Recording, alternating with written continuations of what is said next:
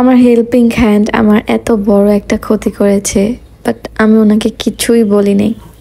Hello, আসসালামু আলাইকুম। সবাই কেমন আছেন? আশা করি সবাই অনেক ভালো আছেন।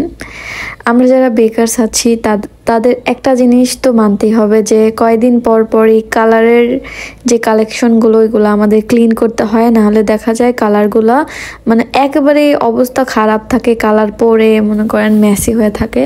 তো আমিও কয়দিন পর পরই আমার হেল্পিং হ্যান্ডকে দিয়ে এগুলা ক্লিন করাই বা আমি করি। তেমন আজকের অবস্থা পুরো খারাপ ছিল, যেহেতু একটা না আমি কালারফুল কেক ডেকোরেশন করেছি। তো এই কেকটা তো আমি চিন্তা করছি যে ওনাকে দিয়ে আমি কালারগুলো ক্লিন করাই। অনেকগুলা খালি বটল ছিল, অনেকগুলো ভরা ছিল। খালিগুলো আলাদা করেছি আর ভরাগুলো একসাথে করেছি, আর না হলে 25টার মতো বটলের মধ্যে আমার কালার ছিল।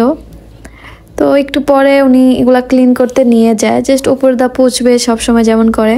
তো আমি কেক বানাচ্ছি, ওই টাইমে আমার ব্লু কালারের দরকার। তো আমি দৌড়ে রান্নাঘরে আসি, এসে দেখি যে সবগুলা বোতল উনি ধুয়ে এক পোছে একবারে সাদা করে ফেলছে, মানে ভিতরে একটু কালারও নাই। এমন একটা টাইমে কাজ করছে, মানে আমার না পুরো কান্না এসে পড়ছে, কারণ আমার 25-26টা কালারের কালেকশন ছিল, সব সেকেন্ডের মধ্যেই শেষ। বাট ওনাকে আমি কিছুই বলি নাই, কি বলবো, আমার আর ওই টাইমে বলার ভাষা ছিল না। সাথে সাথে আমার হাজব্যান্ডকে বলি, ও আবার উত্তরা থেকে অলরেডি আয়সা পড়তেছে অবস্থা। ওই টাইমে ও আবার ব্যাগ যায়, যে ও 6-7টার মতো কালার আনে। ওকে ব্লু কালারও আনতে বলি, কারণ আমার ব্লু কালার কেকটা ইমার্জেন্সি অর্ডার আসছিল সেই সকালবেলা। তো সেই অর্ডারটা আসার পরে সকালবেলা কি আমি রাতের বেলা ঘুমাইছিলাম, রাত 4টা বাজে একটা কাস্টমার কল দিয়ে বলতেছে যে আপু আমার কেক লাগবে, আপনাদের পেজে মেসেজ করেছি বাট কেউ রিপ্লাই করতেছে না। পরে আমি বললাম আপু রাত 4টা বাজে কে রিপ্লাই করবে আপনাকে? পরে বললো আপু প্লিজ আমার একটা কেক লাগবে ইমার্জেন্সি। তো আপু এই কেকটা অর্ডার করে, তো এটা করার কথা ছিল ব্লু কালার।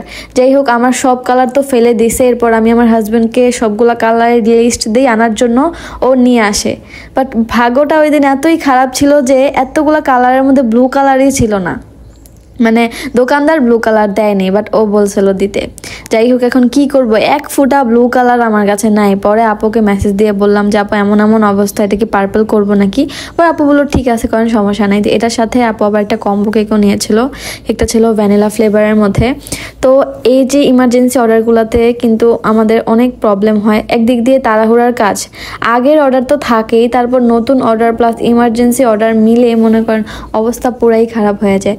যাই হোক, ওই টাইমে আমার অনেক খারাপ লাগতেছিল। আমার হেল্পিং হ্যান্ড তো বলতেছে যে আমার থেকে 500 টাকা কাইটা নিয়ে। পরে আমি ভাবলাম যে এখানে মিনিমাম 4 থেকে 5 হাজার টাকার কালারই আপনি ফালাই দিছেন।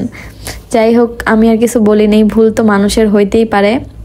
তো কেকের মধ্যে আমি পার্পল কালার করতেছিলাম, যদিও পার্পল কালারটা অনেক বেশি সুন্দর ছিল।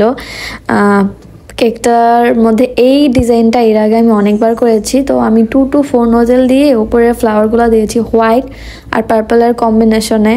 এছাড়া কি বলবো, আরও যে কত কাহিনী হয়, এগুলো যদি আপনাদের সাথে শেয়ার বলবেন আপু আপনার খালি ঝামেলাই ছাড়ে না পিছু। হ্যাঁ, আমাদের এমন হয়, অনেকেরই হয়, হয়তো আমি শেয়ার করি আমাদেরটা জানেন, আবার অনেকেরটা জানেন না। তো এই তো আজকের কেকের ফাইনাল লুক। আপনাদের সবার কেমন লাগলো অবশ্যই কমেন্ট করে জানাবেন, আমাদের জন্য দোয়া করবেন। টাটা।